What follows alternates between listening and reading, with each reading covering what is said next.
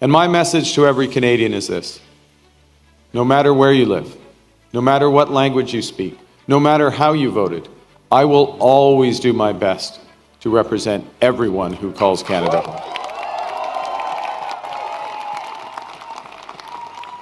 Want to see something cool? I'm in Toronto. Let me show you my view from 16 stories up. Right below me, we have a nice little park. Over here, we have part of the convention center. Over there is the aquarium.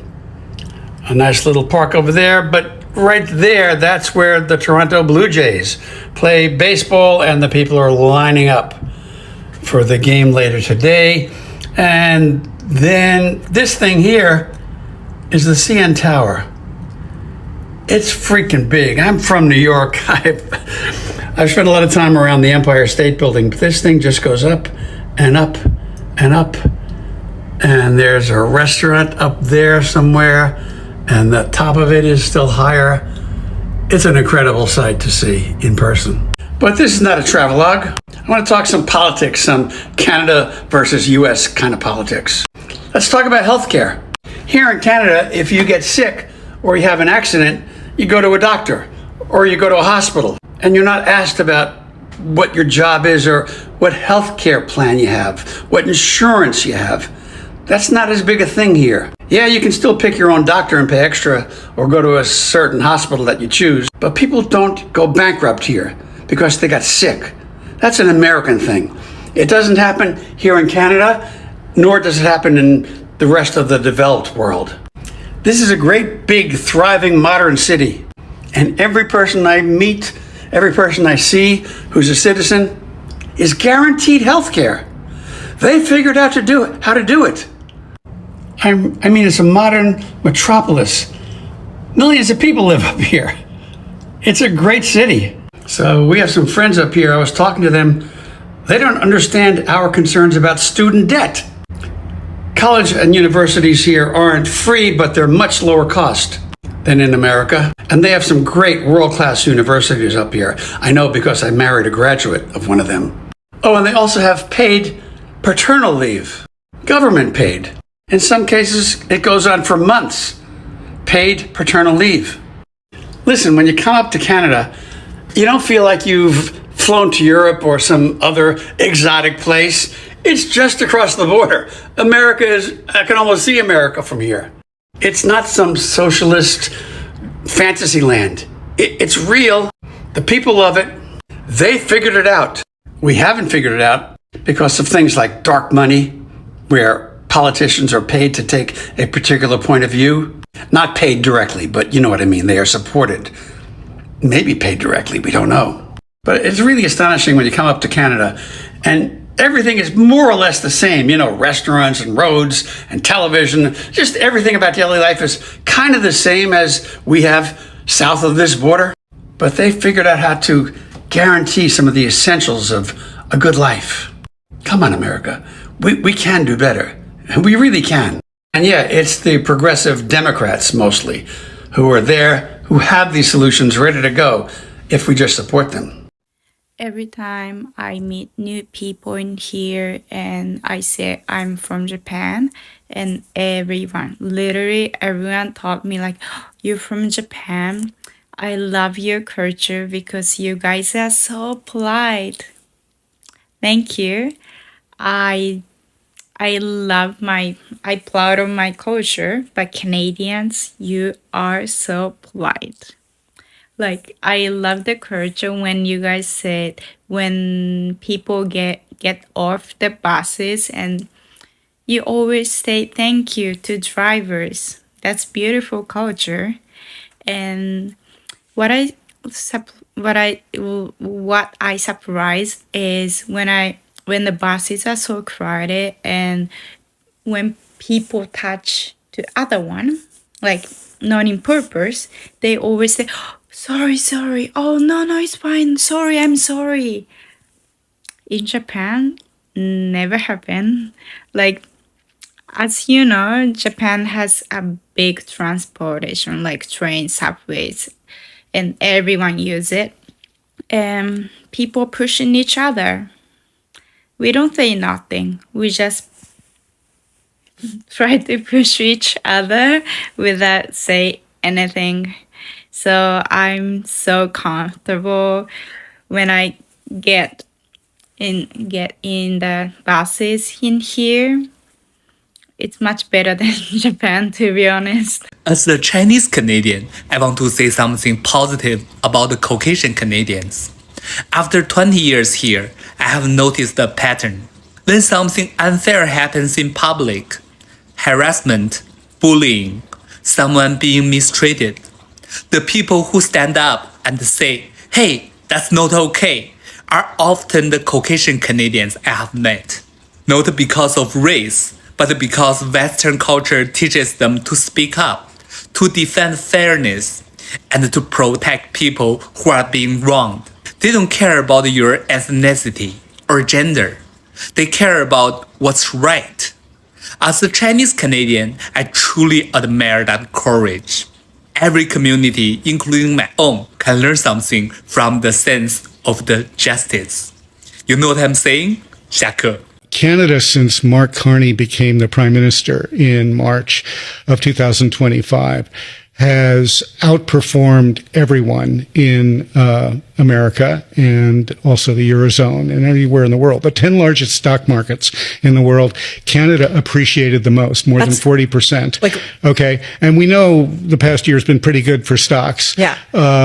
Canada's done great. Its bond market is also doing great, partly because the inflation rate in Canada, unlike the Eurozone or America, is actually trending lower, okay, and is outperforming both the Eurozone and the U.S.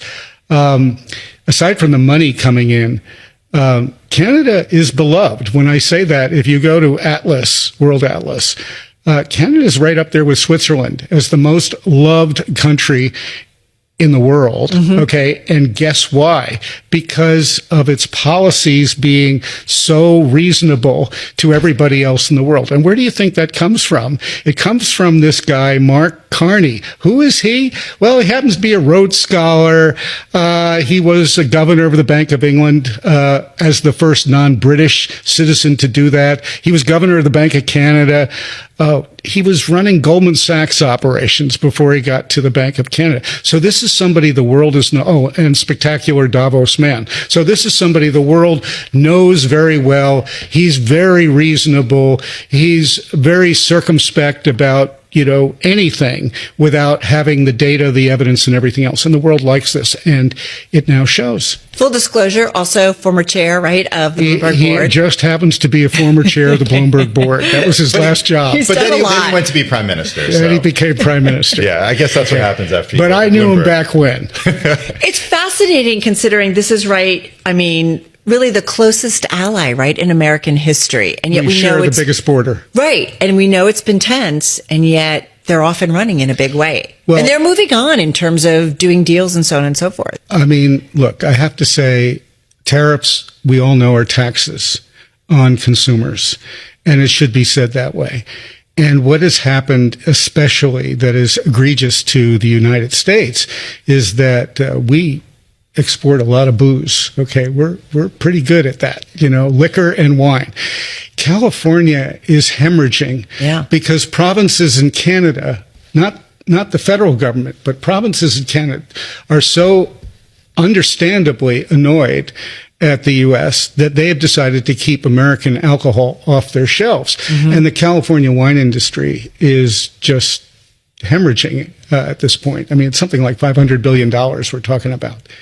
So that's an example of how bad this is. And, I forgot to mention, the energy company that is a top performer on the Toronto Stock Exchange, Cenovus, it is doing so well because 50% of its revenues come from the U.S. and it's not included in the tariffs. Yeah. And why is that? Because energy is something that we need here to keep costs down. Right, exactly. Matt, you remind us that it's the U.S.'s largest trading partner behind Mexico. And I'm wondering, should we think about it like a zero-sum game? Like, is Canada's gain the U.S.'s loss in some of these cases?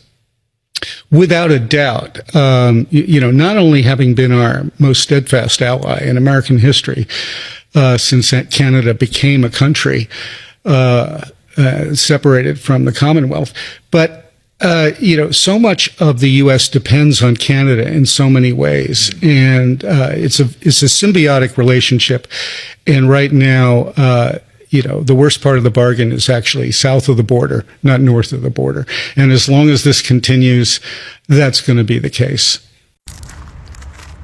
Even through all the crap that Canadians went through and what we're going through continuously, and how the people that are in government have let us down, even through all of that, no offense to the allies out there, but Canada is still the best country in the world, period. No matter what. And you know why? Because of Canadians. Because in the end, there's a government, we need governance. But the Canadian people, we're awesome. And we really are. Okay? Especially the good ones. The bad ones, they're pretty good too. Although they need to be spanked once in a while. But they're still pretty good. If they're Canadians. Because to be a Canadian is to be a guy that holds the door open, welcomes immigrants into their country like they welcomed my father, my mother. And yeah, some of them, made fun of the way my mother didn't speak English and stuff like that. And some people might have judged her and that. But most Canadians, when I grew up, because I'm first generation Canadian, beautiful. Best country in the world, hands down. Because of the people. There's something about Canada and its people. And I guess, the only thing I could think of is that the Canadians were raised with Christian values, I guess. And then I guess that embedded in them to be loving and respectful. And, yeah, man. Again, the governance, there's an issue in governance. But the Canadian people, don't forget who you are. You guys are beautiful, next level. The truckers, blue-collar guys, but even the doctors, all of you, man. If you truly know what it's like to be a Canadian, then you're beautiful. Peace. It's official. Canada's economy is doing better than the US. That's not according to me. That's according to The Economist magazine from London. The Economist, for those of you who know, is a prime publication in economic circles. Wall Street reads this magazine all the time. Every year, they have a ranking of global economies based on 5 key metrics. They measure the GDP growth rate, they measure inflation, they measure employment, unemployment, and the stock market, how the stock market is doing. This year's ranking in 2025, Portugal is number 1. The best economy in the world on these 5 metrics was Portugal, depending on how, the methodology that the economists used. Canada was number 8. It was the 8th best economy in the world, which is not bad, actually perfectly reasonable, given how our stock market's been doing and how inflation's been going down year over year, and how this year has panned out for the economy. The US was 17th. It was on number 17th, because I don't know if you know this, but the US stock market hasn't done as well as the TSX this year. The TSX has done better. Their inflation is still higher than ours. Like, think about it. Their inflation is higher than ours. They haven't created as many jobs. You've seen that in recent months. We've been creating many more jobs, while they've been losing jobs in the last few months. So yeah, altogether, you don't have to rely on me saying that Canada is doing well, this random guy on TikTok. Just read The Economist. They agree with me. Hello folks, welcome back to my YouTube channel, and if you're watching me for the first time, please consider subscribing, and if you have done so, thank you very much for your support. So folks, there's something interesting happening around the world right now. And guess what? Canada isn't just being talked about as a country people want to visit. I mean, it's becoming a country people respect. And honestly, let me say this, that raises a bigger question. What exactly did Canada do to earn that respect? Because respect is different from popularity. You can be popular, yes, because people like your music, your celebrities, and your lifestyle. But respect is earned. Respect is what you earn when people look at you, carry yourself when things get difficult. False. And that's where Canada has quietly built something powerful. Think about it for a second. how Canada is viewed internationally. For decades, Canada has developed a reputation for being peaceful, respectful, welcoming, has a multicultural environment, and stable. People from completely different backgrounds have built lives there while still maintaining their cultures, their languages, their tradition and identities. And that diversity has become one of the Canada's biggest strengths. But here's where the part gets very interesting. Canada doesn't always have to be the loudest in the room to get the attention.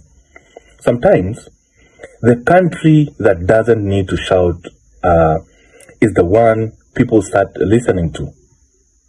And that's what matters. Because in a world where countries are constantly competing for influence, Canada has often built its image around diplomacy, around cooperation, around international relationships. Folks, trust me, that doesn't mean Canada is perfect. Let's be real. No country is perfect. Canada has its own problems.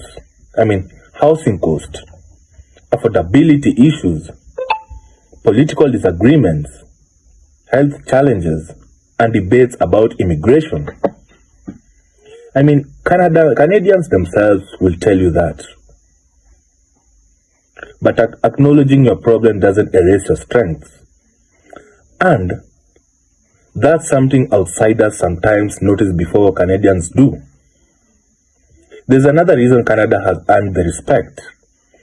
Its ability to bring different people together, no matter where you're coming from, no matter which country you're coming from.